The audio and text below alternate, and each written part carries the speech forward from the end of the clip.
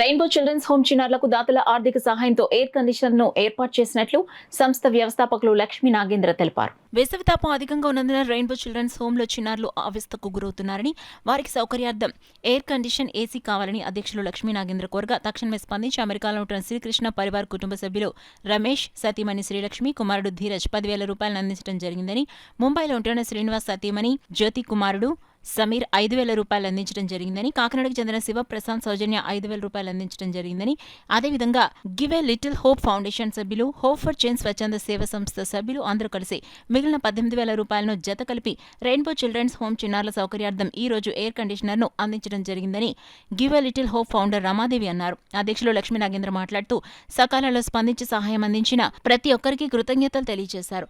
అందరి సహాయ సహకారాల వలన ఇదంతా సాధ్యమవుతుందన్నారు. ఈ కార్యక్రమంలో సుధామాధురి, రామాదేవి, నాగేంద్ర కళ్యాణ్, నవ్య, ఆయేషా తదితరులు పాల్గొన్నారు.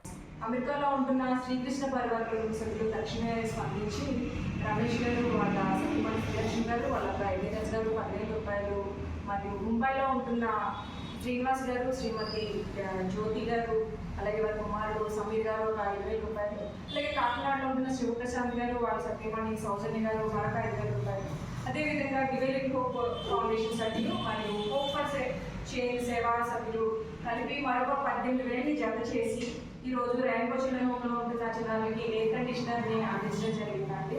Thank you so much.